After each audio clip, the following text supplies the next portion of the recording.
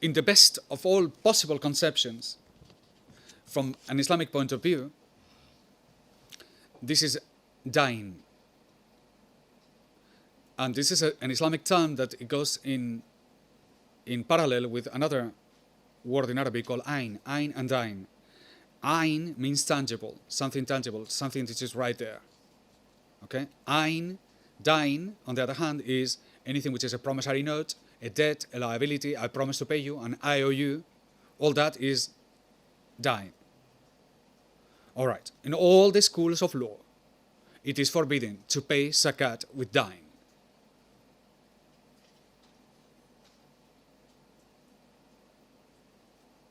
So you tell me, how can you pay your zakat with this stuff, this plastic stuff, which is not even dain? Because dain means IOU. This is just a piece of plastic. To figure that out in Islamic law, you have to start twisting yourself round. You need an Islamic banker alim to make this thing halal. Because it's a piece of paper, of plastic. Sorry. Sheikh Ilish, who lived in the days when the first paper money was introduced into the Muslim lands in Egypt, and Sheikh Ilish lived as the head of the Maliki Madhab in Al-Azhar University. And the days of Muhammad Abdu, the traitor who sold Islam. And people came to him, to Sheikh Ilish, with the question of paper money, precisely regarding zakat. And they say, but Sheikh, can we, the British have brought this money now, can we pay zakat with this? And the Sheikh said, okay, let me think about it. And, a few days later he came and he said, yes, you can pay zakat with it. And the students were shocked because they were expecting to say, no. And the Sheikh said, you can pay zakat with it, but only for the value of the ayn of the paper. That is, the weight of the paper. So if you pay zakat with this, the only zakat that you are paying is the value of the plastic paper, because what is written in it is irrelevant to zakat. So how does it work? That comes into the picture. You have a body of ulama that they are here to help you. So they say, no, look, it's more convenient for you to pay with this, because ultimately all this thing goes to the poor and it will be terribly inconvenient for you to have gold and silver, and therefore we have just changed slightly the law in order to facilitate the zakat. And therefore, out of the public benefit, we pay zakat with the currency that the government, the legitimate currency of government of Malaysia has declared. And everybody goes back home, happy as pie, watching the next telenovel that comes into the picture. And we keep moving. The only problem is that you cannot do that. It's zakat. Well, in other things you can be flexible, not in zakat. You cannot go and say, after years of playing to Mecca, why don't we just change the Qibla just for a couple of weeks to Sharlam? You can't do that. No, but it's more convenient. You see, it's just so difficult to find out the Qibla to this. Sharlam is so easy. And the people, all they have to do is to look through the window, they see where the mosque is, that's it. You pray in that direction. Only for a week, anyway. You cannot do that. Or you can say, look, why 3 rakats in Maghrib? Why don't we pray 5? It just seems that you have been doing wudu and 3 is too little. Just pray 5. Well, because you can't. And you cannot change the rules of zakat because it's more convenient, because it would be much easier. But especially, you cannot change it in order to introduce an instrument which is haram in the first place, issued by an institution which is haram in the second place, and the rules that they are forbidden in the third place. But who are we to say? Listen to Dr. Mahathir. When we brought the idea to Mahathir, he, with all his brilliance, and one has to give him credit, it took him 30 minutes to understand it. He said, yeah, absolutely, totally right. The gold dinar is the currency of the Muslims. And then he went and he said, the US dollar is a fraud, if you remember. Check it in the internet. Paper money, it has not intrinsic value. And we have to eliminate the US dollar. So the dollar as paper money is a fraud, but not the ringgit. The ringgit is a piece of paper, but it has intrinsic value. It's not a fraud, and therefore is not unlike the dollar. We have to preserve it. Now that doesn't, I don't know where you can hold these two arguments together. For in fact, if you go back to the Bank Negara and you say, what is backing? What are the reserves of the Muslims of Malaysia in order to support the ringgit? Some people think it's gold and silver. I can't believe that people still think like that. I mean, never mind, go to the internet, it's all in public space, so check out what is the reserves of Bank Negara.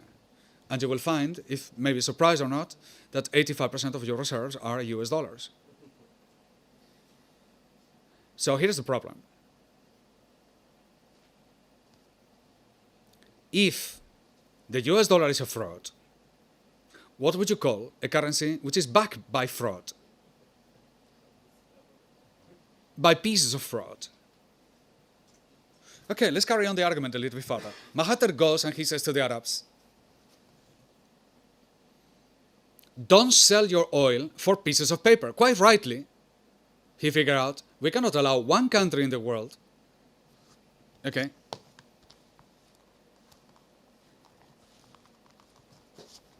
this one, to have issued the currency of the world.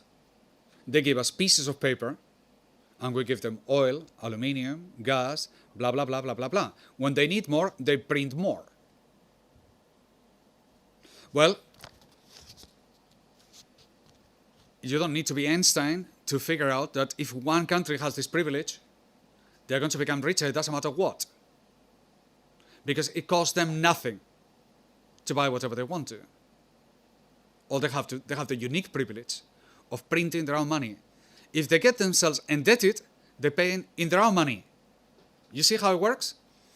You go to the shop, and then when it comes to payment, you say, me, Omar Asmoon, I pay 20 ringgit. You sign, and that's it. I don't see how you are going to ever become poor. Because you have unrestricted capacity to issue as much money as you need. Is under any regulation this system? Is anybody constraining the United States? Would anybody put them in prison? No. For they already defaulted their obligations. When in 1971 Nixon couldn't pay the promise of $35 per ounce, they just say, you know what? We don't pay anymore. Which is wonderful. But a fraud. Except there was no police in the world to put them in jail. Instead of that, everybody jump up and down in the West and they say, this is crazy, but let's carry on. Well, they have a good reason in the West to accept this system, but not in Malaysia. Well, in Malaysia, they were also jumping up and down. They didn't care. They keep buying US dollars, as we are today. At the brink of dollar crisis the world has never seen before, when Russia and China are starting buying gold and silver, when they are saying we are pulling out of the IMF, Bank Negara continues buying US dollars. Brilliant. The national debt keeps increasing. I was just looking at some figures the other day. 350% of the GDP. You are bankrupt. But you continue building malls like there is no tomorrow. as if you've never heard of Dubai. The population, don't you worry about the population, they don't have a clue. Is never mind the religion, who is the only way you will be able to have a fixed assessment over these matters. I know them all. I can speak about your muftis, and I have met them or have written to them. Those who understand, a few, they have told me, I agree with the gold dinar, but don't ask me to write a fatwa, because it will not pass. Sultan of Selangor, the one before this one. He understood it, but he told me very frankly, in this country it will never pass. First of all, I cannot make fatwa on my own. I have to go through this council of ulama, and I can guarantee you this doesn't go forward. The Mufti of Kelantan stood up on the day we were launching the dinar of Kelantan, and he told us, looking down, he couldn't look at in our eyes. Somebody had written that for him. Basically, give us a fatwa. Basically, he didn't say it literally, but he almost said that the gold dinar is haram. And then he carried on with Islamic banking is the solution, blah, blah, blah, blah, blah, blah. You have ulama on television every day bombarding you with Islamic banking is the most wonderful thing in the world. There are people in Pakistan already sick of Islamic banking. One of the great defenders of Islamic banking, which is Mufti Taqi Osmani, who is the second generation of the one who invented Murabaha. Invented Murabaha because he invented it. And who, without him, there will be no Islamic banking without his contribution, his fantasy contribution.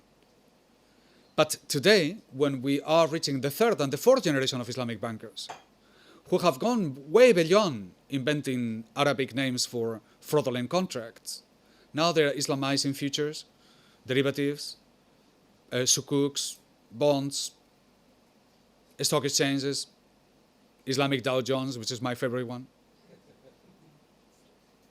Islamic credit cards. I used to say to the people here when I first came to Malaysia, one day they will Islamize the credit cards. And they say, no, they cannot go that far.